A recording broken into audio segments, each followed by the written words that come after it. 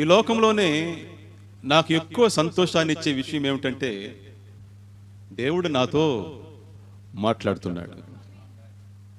ఆమేన్. నా ప్రభువు నాతో మాట్లాడుతున్నాడు. నేను ఎప్పుడు ఈ వాక్యాన్ని చెప్పి దేవునికి ప్రార్థన చేసేవాడిని. ఇర్మియా గ్రంథము 33:3 దేవుడు వాగ్దానం ఇచ్చి ఉన్నాడు. నాకు మొరపెట్టుము, నేను నీకు ఉత్తరం ఇచ్చేదను, నీవు గ్రహింపలేని గొప్ప సంగతులను, గూఢమైన సంగతులను నీకు తెలియజేతును. సో ఈ వాగ్దానాన్ని చెప్పి నేను ప్రార్థన చేసుకునేవాడిని.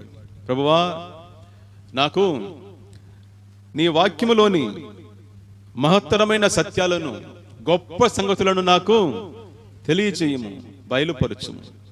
సో నేను లూకా 10:21 వాక్యాన్ని ఎప్పుడు జ్ఞాపకం చేసుకొని, తండ్రి, ఈ పసి బాలునికి నీ ప్రత్యక్షతలు అనుగ్రహించుము అని ప్రార్థించుకునేవాడిని. లూకా 24:45 ప్రకారము, నీ లేఖనాలను గ్రహించినట్లు నా మనస్సు తెరువమయ్యా అని ప్రభువుని అడిగేవాడిని. దేవుడు ఏదో ఒక సందర్భంలో కొన్ని సత్యాలను బయలుపరుస్తూ ఉంటాడు. నేను ఆయన దగ్గర ప్రార్థన చేసేదంతా, ప్రభువా, కనీసం వారంలో ఒక్కసారైనా నేను ఇంతవరకు ఎక్కడ వినని సత్యాలను, నేను ఇంతవరకు గ్రహించని కొత్త సంగతులను నాకు తెలియపరచము.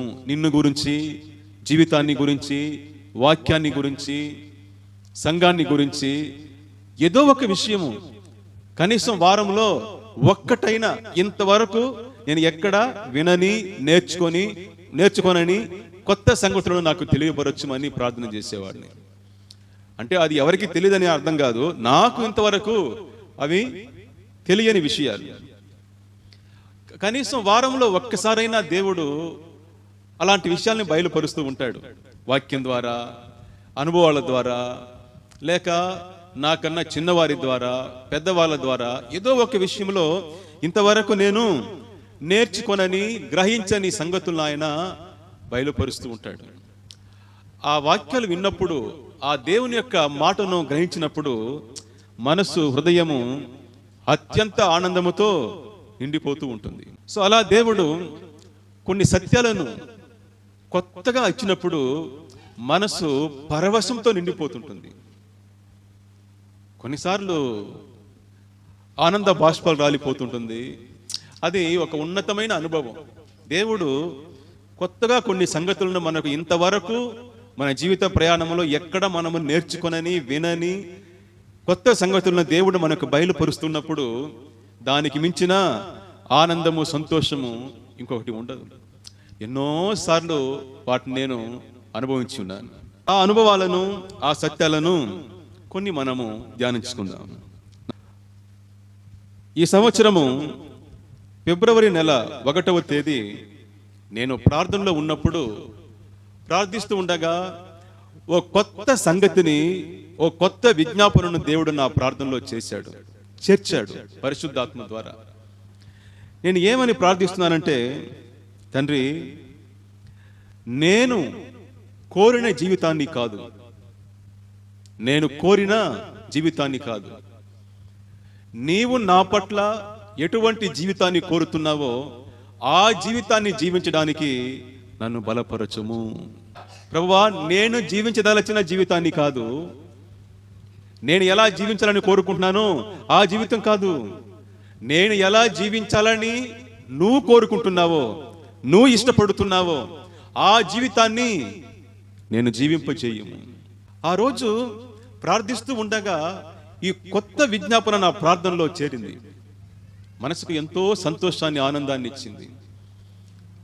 ప్రతిరోజు నేను దీన్ని దేవుని దగ్గర అడిగేవాడిని, ప్రభువా, ఈ రోజంతా కూడా నేను జీవించదలచిన జీవితాన్ని కాదు, నా జీవితం మీద నీ ఉద్దేశం ఏమేమి ఉందో దానిని జీవించడానికి నన్ను బలపరచుము, అలా నన్ను నడిపించుము.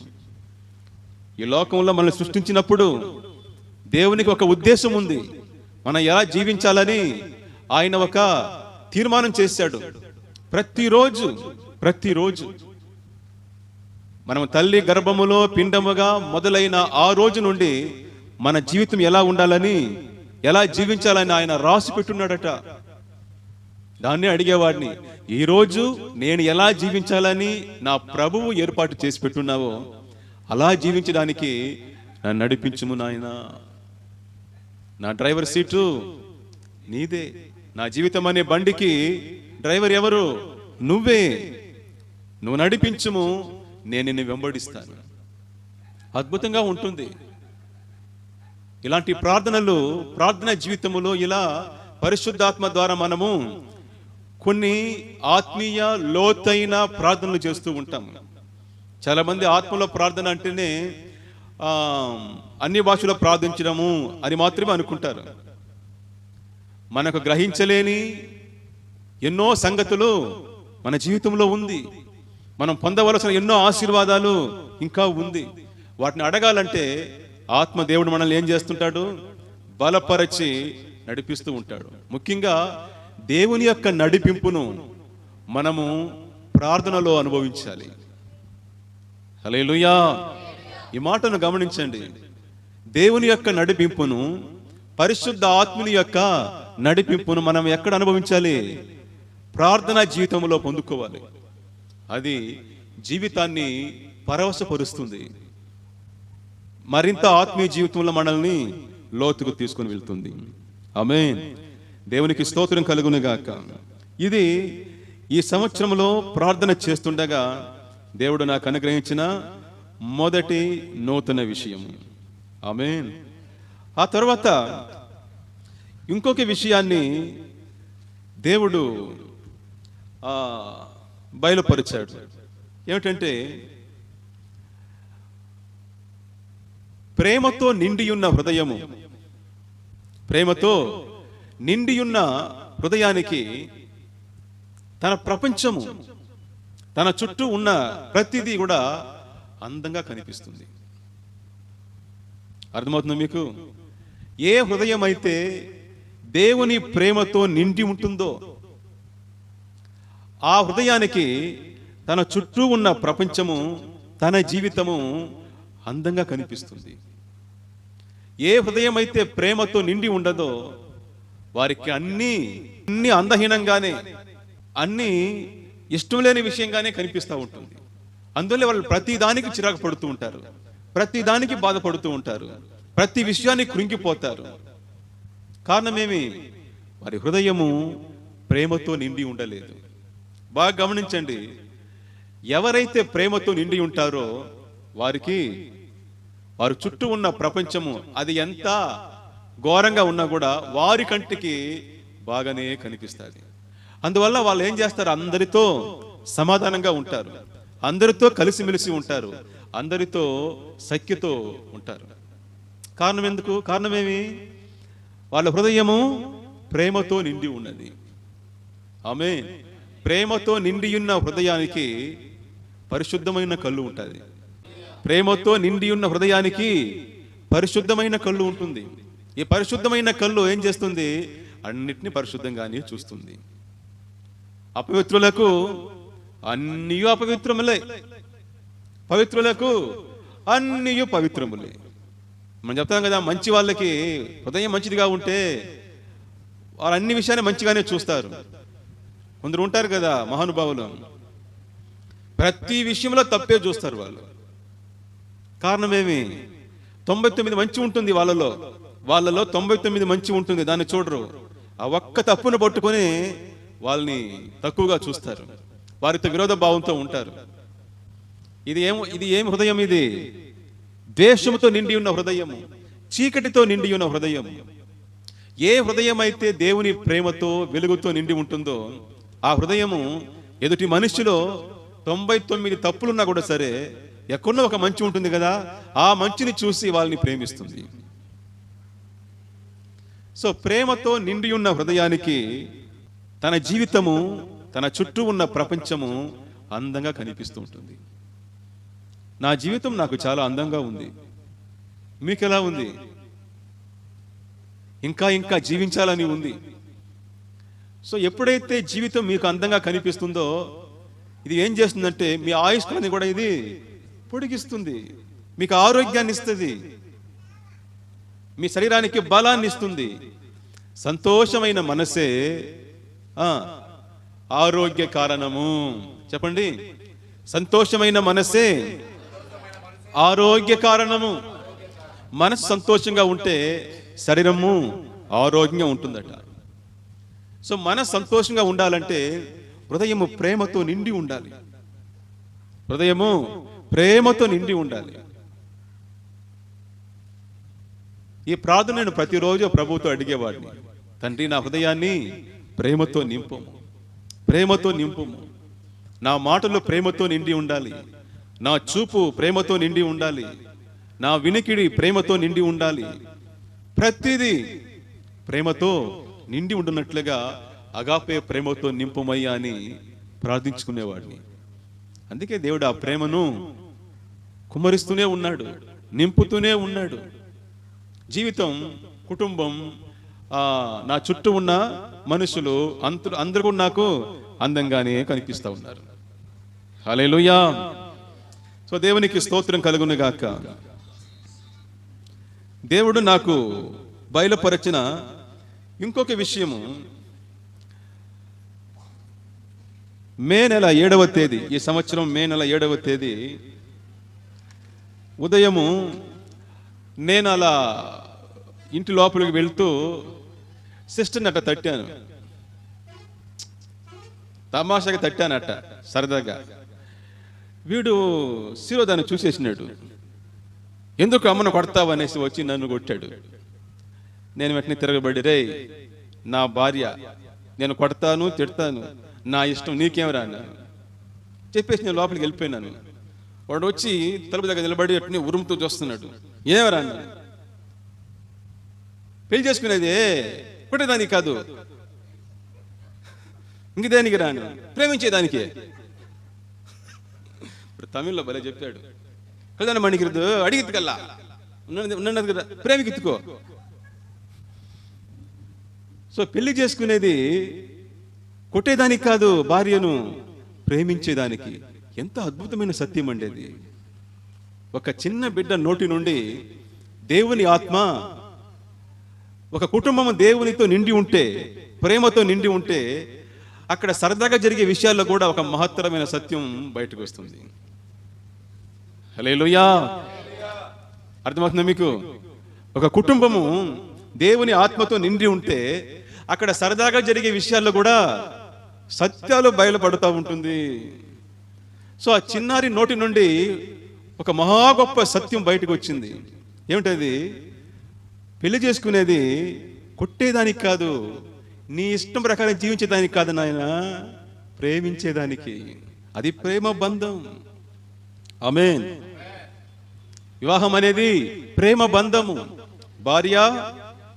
భర్త భార్య మధ్యలో యేసు.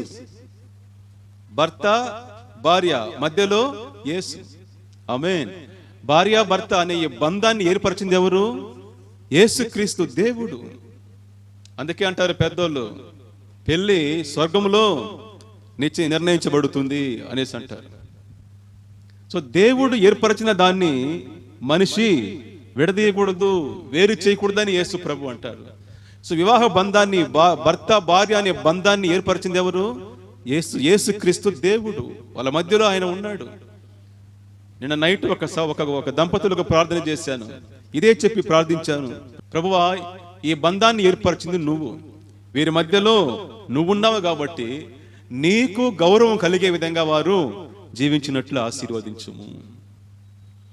ఇప్పుడు ఒక పెళ్లికి మీరు వెళ్ళారండి, మీరు పెద్ద మనిషి, మిమ్మల్ని ఆ తాళి ఎత్తి ఇవ్వమన్నారు అనుకోండి, మీరు ఎత్తి ఇచ్చారు, మీ మనసు ఏం కోరుకుంటుంది?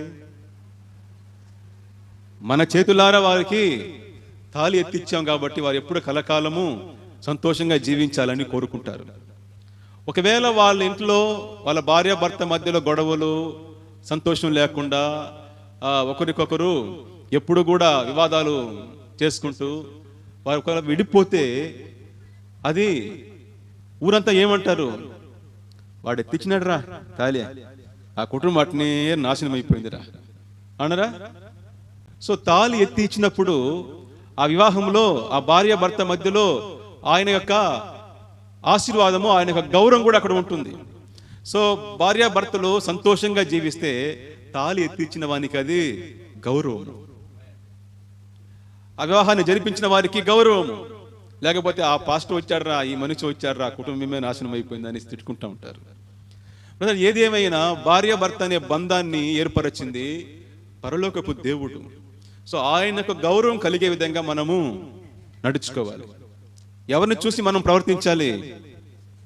యేసయ్యను చూసి మాట్లాడాలి. భర్తతో యేసయ్యను చూసి మాట్లాడాలి, భార్యతో యేసయ్యను చూసి మాట్లాడాలి. అలా ముందు యేసయ్యను చూసి కానీ మనం మాట్లాడడము, ప్రవర్తించడం నేర్చుకుంటే భార్యాభర్త బంధము అద్భుతంగా కొనసాగుతుంటుంది.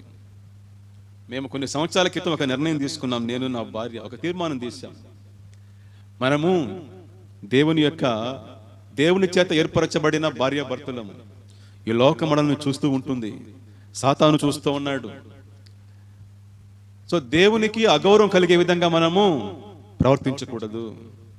కాబట్టి ఎప్పుడైనా ఒకవేళ నాకు కోపం వచ్చి నేను ఎక్కువగా మాట్లాడినప్పుడు నువ్వు తగ్గిపో. ఒకవేళ నువ్వు ఎక్కువగా సీరియస్ అయితే నేను తగ్గిపోతాను. ఇలా మనం ఏం చేయాలి? ఒకరినొకరు తగ్గించుకుని మన ప్రభువుని హెచ్చించాలి అనే ఒక తీర్మానం తీసుకున్నాం. ఈరోజు వరకు దాన్ని మేము పాటిస్తూనే ఉన్నాం. ఆ తీర్మానం తీయడానికి కారణము మా ప్రగతి. చిన్న వయసులో అప్పుడు పాపకు నాలుగు వయసు ఏమో, 4 సంవత్సరాలు. సత్యవేడి నుండి ఆమెకి అప్పుడు కటింగ్ చేసుకుంటూ తీసుకుని పోతా ఉన్నా ఇంటికి, బైక్లో ముందు కూర్చోబెట్టుకొని. అప్పుడు ఎందుకో ఆలోచన వచ్చింది. నేను చెప్పాను కదా, ఆత్మతో నిండి ఉన్న కుటుంబాలకి సరదాలు కూడా సత్యాలుగా ఉంటుంది. ఆమేన్. అప్పుడు ఒక మాట చెప్పింది, నాయనా అమ్మ ఎప్పుడైనా కోపంగా మాట్లాడింది అనుకో, నువ్వు గమ్మునుండాలి. నువ్వు మాట్లాడినప్పుడు అమ్మ గమ్మునుండాలి. ఆ మాట చెప్పేటప్పుడు వయసు ఎంత? జస్ట్ 4 సంవత్సరాలు. అవన్నీ వాళ్ళ ఆలోచన వచ్చింది కాదు. దేవుని మహిమపరిచే జీవితం జీవించాలని మేము కోరుకుంటున్న వలన చిన్న బిడ్డల నోటి నుండి దేవుడు మహా గొప్ప సత్యాలను మాకు బయలుపరిచాడు. హల్లెలూయా, హల్లెలూయా. మన ఇళ్ళు దేవుని ఆత్మతో ప్రార్థనతో నిండి ఉంటే అక్కడ తమాషాకు లేక సరదాగా జరిగే విషయాల్లో కూడా దేవుడు మహా గొప్ప సత్యాలను మనకు బయలుపరుస్తాడు. దేవునికి స్తోత్రం కలుగును గాక. నాకు మాత్రమే కాదు, మన కుటుంబాల్లో ఎంతో మందికి అనుభవాలు ఉంటుంది. మన పిల్లల నోటి నుండి అనేక సత్యాలను దేవుడు మనకి ఎత్తి చూపిస్తాడు. దాన్ని మనం అర్థం చేసుకొని గ్రహించాలి. దేవునికి స్తోత్రం కలుగును గాక. ఆ తర్వాత ఒకరోజు ఉదయం బయలుదేరుతూ ఉన్నాము, వాడు స్కూల్కి బయలుదేరుతూ ఉన్నాడు. అలా ఉన్న సమయంలో నేను టిఫిన్ చేస్తూ వాడిని అడిగాను ఏదో ఒక విషయానికి, నీకు అమ్మ అంటే ఎక్కువ ఇష్టమా, నేనంటే ఎక్కువ ఇష్టమరా అని అడిగాను. వాడేమన్నాడంటే, నాకు యేసయ్య అంటేనే చాలా ఇష్టం అన్నాడు. నీకన్నా కూడా నాకు యేసయ్య అంటేనే చాలా ఇష్టం అన్నాడు. నేను ఆ మాట విన్నప్పుడు చాలా సంతోషపడ్డాను. మనకు కావాల్సింది అదే. తల్లి కంటే తండ్రి కంటే మన పిల్లలు యేసుని ఎక్కువగా ప్రేమించాలి. అలాగే నేను ప్రార్థన చేస్తాను, ప్రభువా మా పిల్లలు మాకంటే కూడా నిన్ను ఎక్కువగా ప్రేమించాలి నాయన. ఆ మనస్సును, ఆ ప్రేమ హృదయాన్ని మా బిడ్డలకు దయచేయమని ప్రార్థన చేస్తుంటాను. ఆ మాట విన్నప్పుడు చాలా సంతోషాన్ని ఇచ్చింది. నేను అడిగాను, ఎందుకురా నాకంటే నీకు యేసయ్య ఎందుకురా ఇష్టం నీకు అనేసి అడిగితే, అప్పుడు వాడు ఒక విషయం చెప్పాడు. నువ్వు నన్ను కొట్టేదానికి చేతులు ఎత్తేటప్పుడు అంతా యేసయ్య వచ్చి నీ చేతులు పట్టేస్తున్నాడు. నువ్వు నన్ను కొట్టేదానికి చేతులు ఎత్తేటప్పుడంతా యేసయ్య వచ్చి నీ చేతులు పట్టేస్తున్నాడు అనేసి అంటున్నాడు. అందుకే నాకు యేసయ్య అంటే చాలా ఇష్టం. నేను చాలా సార్లు వాళ్ళు తప్పులు చేసినప్పుడు, పొరపాట్లు చేసినప్పుడు నేను వాళ్ళని కొట్టేదానికి సీరియస్గా వెళ్తాను, కానీ కొట్టడం చాలా అరుదుగా జరుగుతుంది. నా కోరిక ఏమిటంటే కొట్టకుండానే పిల్లల్ని మంచి దారిలో నడిపించాలనేదే నా కోరిక. కానీ కొన్ని సమయాల్లో అది జరగదు. అయితే చాలా వరకు కొట్టేటట్లు వెళ్ళి అలా దాటి వెళ్ళిపోతూ ఉంటాను. దీన్ని గమనించాడేమో, వాడు ఏమనుకున్నాడు మనసులో, యేసయ్యే మన నాయన చేతులు పట్టేస్తున్నాడు, దీని వెనకాల మన ప్రభు యేసు ఉన్నాడు అని. అందువల్ల నాకు నువ్వంటే కూడా యేసు అంటేనే చాలా ఇష్టం అన్నాడు. నేను చాలా సంతోషపడ్డాను. ఈ పరిణితి రావడం ఈ వయసులో, దీని వెనకాల మన యేసు ఉన్నాడని, యేసుని చూస్తున్నాడు కదా, ఆ దృష్టి నాకు చాలు. సో మనకు జరిగే ప్రతి మేలు వెనకాల మన ప్రభు అయిన యేసుక్రీస్తు ఉన్నాడనే విషయాన్ని ఈ చిన్న వయసులోనే గ్రహించగలిగినంత జ్ఞానాన్ని దేవుడు దయచేసి ఉన్నాడు. దేవా నీకు స్తోత్రం, దేవా నీకు స్తోత్రం. సో అనేక ప్రార్థనలను దేవుడు విని ఉన్నాడు. పిల్లల కొరకు మేము చేసే ప్రార్థనలను దేవుడు విని ఉన్నాడు. దాన్ని అప్పుడప్పుడు వాళ్ళ నుండి వచ్చే ఈ చిన్న చిన్న మాటల క్రియల వలన గ్రహించగలుగుతున్నాము. మన పిల్లలకు నేర్పించాలి. జరిగే ప్రతి విషయానికి వెనుక, మంచి విషయానికి వెనుక యేసు ఉన్నాడు, చెడు విషయాల వెనుక సాతాను ఉన్నాడు అనే విషయాన్ని పిల్లలు ఈనాటనే వాళ్ళు గ్రహించాలి. ఆ స్థాయికి మన కుటుంబ వాతావరణం ఉండాలి. Praise the Lord. పిల్లలు ఆ విధంగా ఎదగాలంటే, పిల్లల దృష్టి ఆ విధంగా ఉండాలంటే మన కుటుంబ వాతావరణము ప్రేమతోనూ దేవుని యొక్క ఆత్మతోనూ నిండి ఉండాలి. దేవునికి మహిమ కలుగును గాక.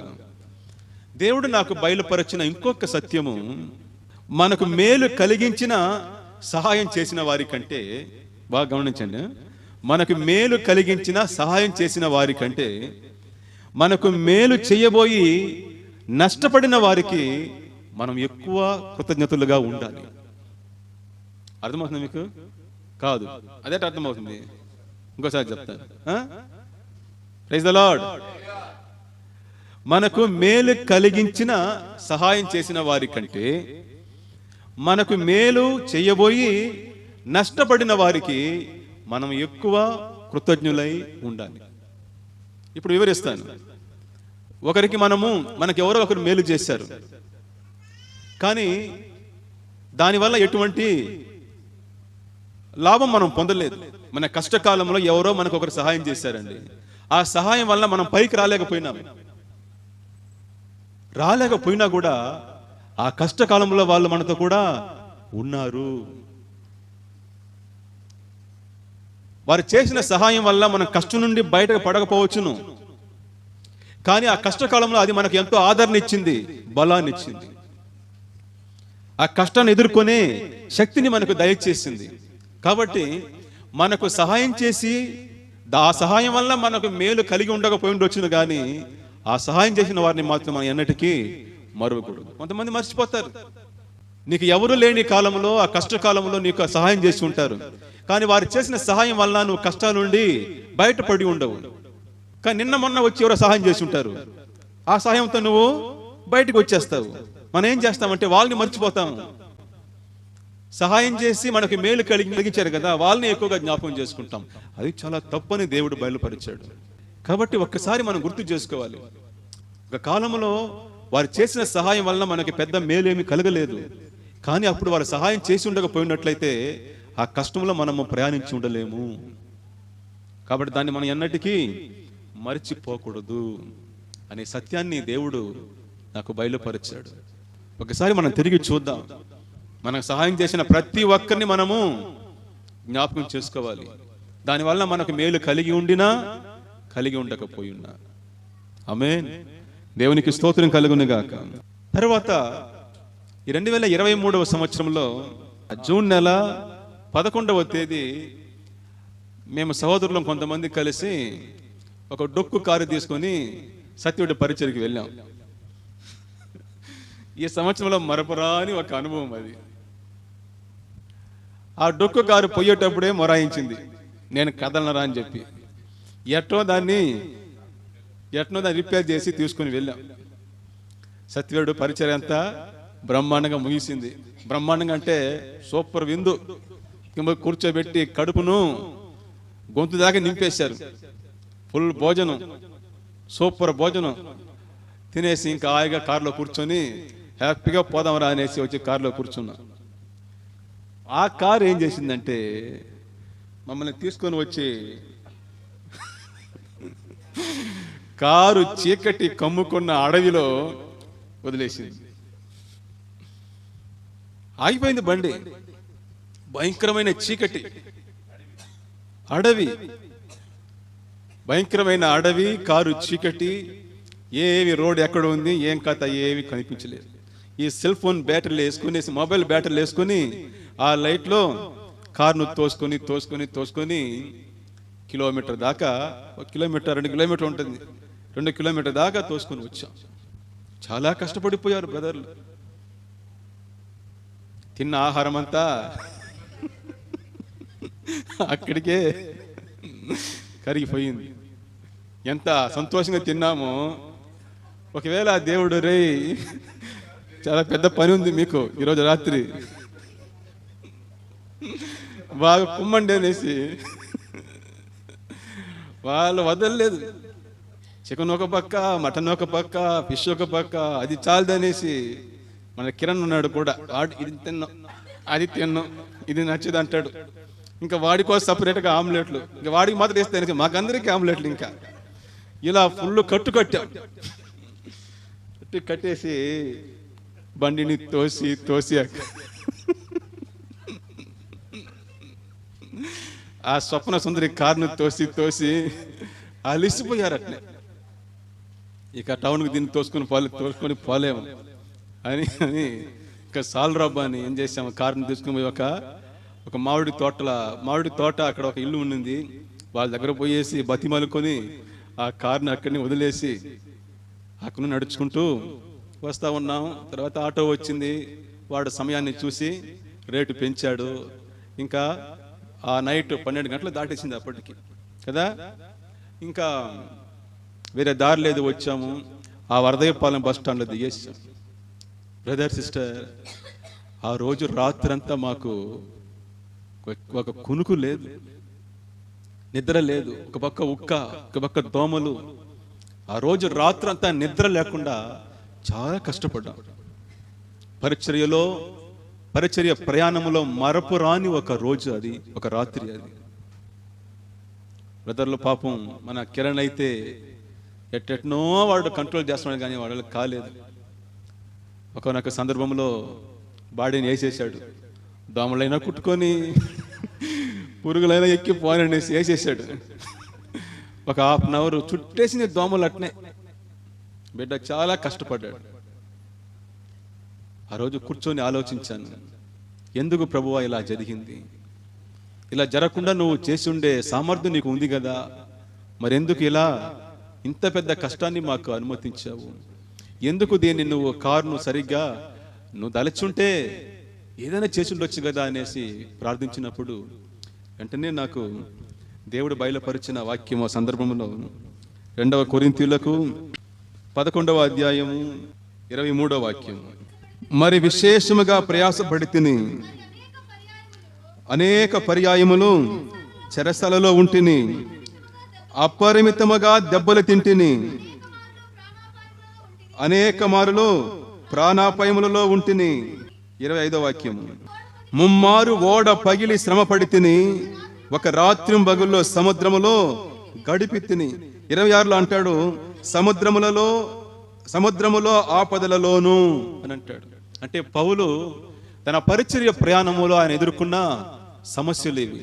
ఒక రాత్రి పగుల్లో ఆ సముద్రంలోనే పాపం ఆ చలి నీటిలో, మంచు నీటిలో ఎంత బాధపడి ఉంటాడు, దాన్ని గుర్తు తెచ్చి ఓ మహా గొప్ప సేవకుడు, ఆమేన్, క్రైస్తవ లోకంలో మహా గొప్ప సేవకుడు పౌలు అలాంటి శ్రమను ఎదుర్కొన్నాడు. ఆయన పడిన శ్రమలో ఒక్క రేణువంత, ఒక మట్టి రేణువంత, ఒక చిన్న అనుభవాన్ని మనం కూడా ఈరోజు అనుభవించాము. సో పౌలు పడిన శ్రమల్లో మనం కూడా పాలు భాగస్తులు అయ్యాము అని ఒక సంతోషము హృదయాన్ని నింపింది అట్నే. హల్లెలూయా, హల్లెలూయా. ఆశ్చర్యం ఏమిటంటే ఆ రోజు నైట్ అంతా మన సోదరులు ఎంత శ్రమ పడినా కూడా, కష్టపడినా కూడా ఎవరి నోటి నుండి ఒక చిన్న చిరాకు మాటలు కూడా రాలేదు. ఎవరు కూడా ఆయాసపడలేదు, సోలిపోలేదు. ఆ రాత్రిని, ఆ కష్టాన్ని మేమంతా ఎంజాయ్ చేశాం. బాగా నవ్వుతూ పాడుతూ, ఒక పక్క చెమట్లో పోస్తూ ఉన్నా, ఒక పక్క శరీరానికి ఆయాసం ఉన్నా, మనసులో మాత్రము ఏ ఆయాసం లేదు, అలసిపోలేదు. ఉత్సాహ గానముతో ఆ రాత్రిని కష్టాల మధ్యలోనూ ఉత్సాహంతో ఆ రోజుని, ఆ రాత్రిని మేము అనుభవించాం. అది ఒక వింతైన అనుభవం.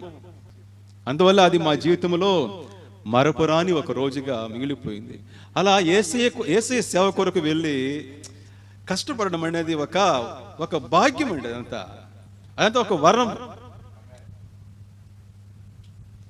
కారులో వచ్చేసి ఉంటే ఆ రోజు మాకు గుర్తుండేదే కాదు. కానీ అప్పుడు అనుభవించిన శ్రమలు ఆ రోజును మాకు ప్రాముఖ్యమైన రోజుగా మార్చేసింది, ఒక నూతన అనుభవంగా మార్చేసింది. ఇలాంటి కష్టాలు వచ్చినప్పుడు మా ఆత్మీయ పరిస్థితి ఎలా ఉందనే దాన్ని మాకెత్తి చూపించింది. దేవుని వాక్యం మనలో ఫలిస్తా ఉంది. ఇంత పెద్ద కష్టం వచ్చినా కూడా దేవుని సేవకే వెళ్ళి, మా పనికి వెళ్ళి కష్టం వస్తే అది వేరే విషయం. కానీ దేవుని సేవకే వెళ్ళి ఇంత పెద్ద శ్రమ వచ్చినప్పుడు అటువంటి శ్రమల్లో కూడా మనసు ఎక్కడ కృంగిపోకుండా, ఇక నోటి నుండి ఒక చిన్న చిరాకు మాట కూడా రాకుండా మేము ఆ కష్టాన్ని కూడా అనుభవించామంటే ఆత్మలో మనము ఎదిగి ఉన్నాము. హల్లెలూయా. సో మా యొక్క హృదయ పరిస్థితిని ఆ కష్టాలు మాకు తెలియపరిచింది. సో దేవునికి మహిమ కలుగును గాక.